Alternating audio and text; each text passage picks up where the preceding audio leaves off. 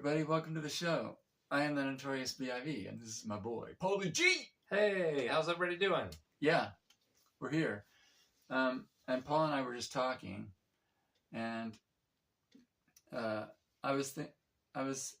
it's weird to me that there are all these movie sequels that are like sequels from like some movie like 40 years ago or something. You know what I mean? Like what? Well, I mean, yeah. Well, we were talking about Beetlejuice. Oh, that's that's a sequel from a movie a long time ago. Yeah, that's true. Totally. You got that, but then you had like,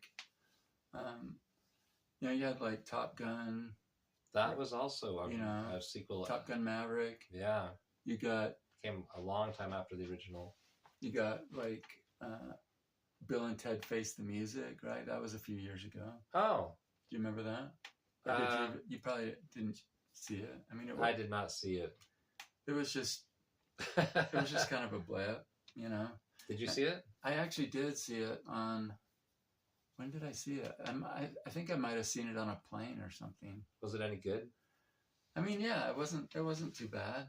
You know what I mean? It was all right. That'd be interesting to see Keanu Reeves after all of these years when he's now made a name for himself as being like, what's the action movie that he's in that everybody loves?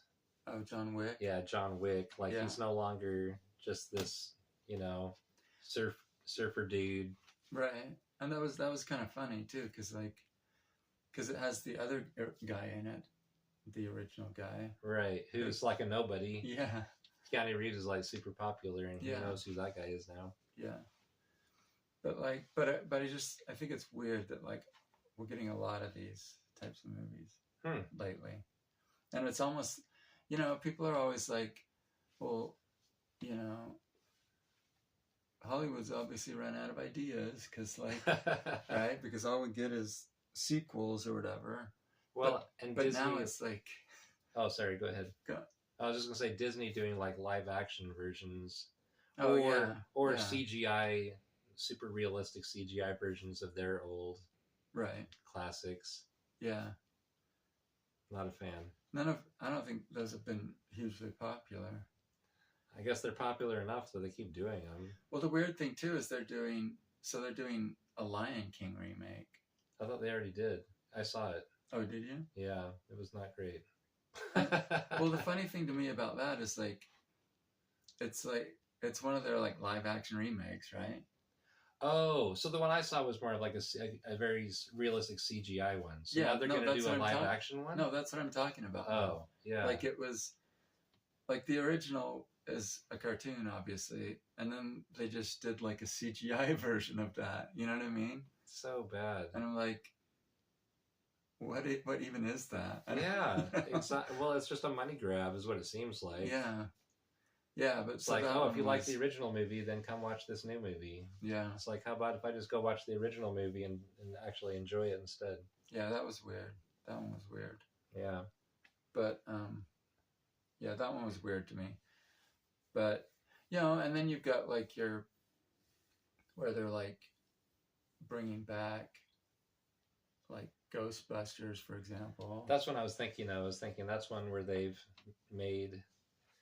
had the original, and then it took a long time, and then finally now they have they made three after the original? I think they made the one with like the women, and then they made two of the kids. Now, so three, And I saw the one with the women. I didn't see the other two. I saw the one with the women too, and I didn't see the other two either.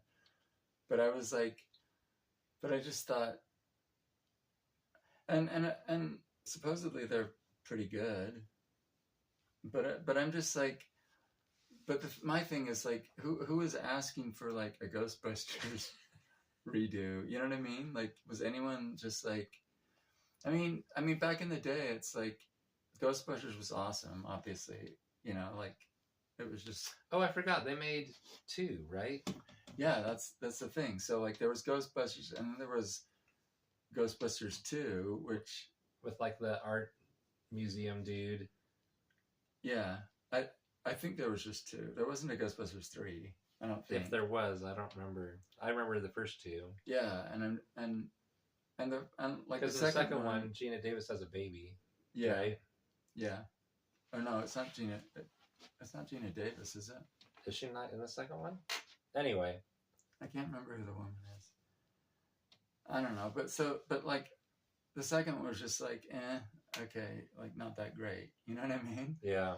And then it was just, and then there weren't any more sequels. But then all of a sudden, like a couple of years ago, someone, they're like, oh, let's have a Ghostbuster sequel, and I'm just like, really? Like, well, yeah, it goes back to what you're saying. Does it's anybody like, want to go? We can't think of anything new, so let's do a remake of the old one. Let's reboot Ghostbusters with women. And there's a new like Aliens. Oh, there's Alien Romulus. They make so many Alien movies. And I get that, like, I don't know, like, you have franchises, right? It's like you own the name and the whatever, so you may as well like make some money off it. Or I don't know, but it just seems silly in a lot of cases. I'm just like, and the funny thing too. So I'll say this. A lot of times, so especially with the Ghostbusters movie, and this is a good example of this, like they, a lot of times they just use these things that are like supposed to be kind of nostalgic or whatever. They'll just throw them in, but like they've lost like the entire meaning of what that thing was in the first place. And I'll give you an example. So in the new Ghostbusters, they've got like the Stay Puft Marshmallow Man or whatever, and I haven't seen the new one, but like apparently they're all little. Like I saw scenes where they're all these little Stay Puft Marshmallow Man jumping off the shelves in the grocery store or whatever, And I'm looking at that going, okay, wait a second. In the original movie, like, Gozer, like the evil Gozer or whatever, is like, okay, like choose your destruction, right? Right. And they're all like, okay, nobody think of anything, right? And they're all like, keep your minds blank. But Dan Aykroyd's like, oh no, I couldn't do it. I thought of the first thing, or like the safest thing I could, and it was the Stay Puft Marshmallow Man, right? And that's what comes to destroy them or whatever. But right? It's hilarious. Yeah, it is hilarious. It's a great idea. And it makes total sense. Especially when you see it and then it's hilarious. In that context, it makes total sense. But then in the new movie, it's just like, why would there be Stay Puft Marshmallow Man? Like, you know what I mean? Like, right. Like it's just completely stripped of context and just like, here is the Stay Puft Marshmallow Man, because that's what Ghostbusters, right, guys? You know what I mean? Yeah. And that just, I'm just like, that's like the dumbest thing to me. And I mean, and even, well, I mean, I guess it's Ivan Reitman did the first Ghostbusters movie, and his son is doing this one. But I'm like, so at least he's at least familiar with it. Right. But he's still it's still just like this, oh, you guys like Stay Puft Marshmallow Man, right? Here you go. You know what I mean? And it's just like, it's completely meaningless. I agree. Yeah. And I thought a similar thing about like in the last Star Wars movie where Luke like milks that creature and like drinks the green milk, right? Right. And you're like, okay, I get it. Like you had the blue milk, in like in the first movie, right? And I guess fans kind of like made something of that, like, oh, that's kind of weird or whatever, like it kind of became a thing among fans, I think, but just throwing that in just for no reason, it's like, what? It's like, what are you doing? You know what I mean? Right. Like it's just silly. Yeah. I mean, so stuff like that, it's like, if you're going to make a sequel, at least like, but I mean, I get it. Like the people making the movies these days aren't the people that made that movie. You know what I mean? Right. And they don't like, you know, like context has been lost. All the, you know, it's like 40 years ago that Ghostbusters came out or whatever, right? So now it's like you have these people that like, okay, we're using the name and making a Ghostbusters movie, and like we have to do these things or whatever, you know, like they're just like going through Yeah, it's interesting. emotions or something, kind of. It's interesting because if you think of the last three Star Wars movies, right? So it'd be episode 7, 8, and 9, right? The first one was so much like the original Star Wars that some people loved it because it was more like the original Star Wars than the prequels that a lot of people didn't like. Yeah. But then some people were like, well, you just basically did the same story. You have a Death Star. You have like it's basically the same story. So then movie 8, they're like, okay, let's not do that. Let's have it be completely different. Yeah. And so then it was completely different. And then people are like, what are you doing? Yeah. Like, why didn't you do it like the first one? So it's like damned if you do, damned if you don't. I don't know. Kind of. But you could do something in between, maybe though. It doesn't have to be like the exact same thing. If you think about the original, you know, A New Hope, the original Star Wars movie, and then The Empire Strikes Back, they're very different movies. You know, it's not the same plot line, but you have the same characters. I don't know. Well, maybe that's the point, though. It's like, why are you even making this movie if you don't, you know? Right. Why, you know? And to make them a Star Wars sequel, no matter what you do, you're going to make a lot of people angry because everybody has such high expectations.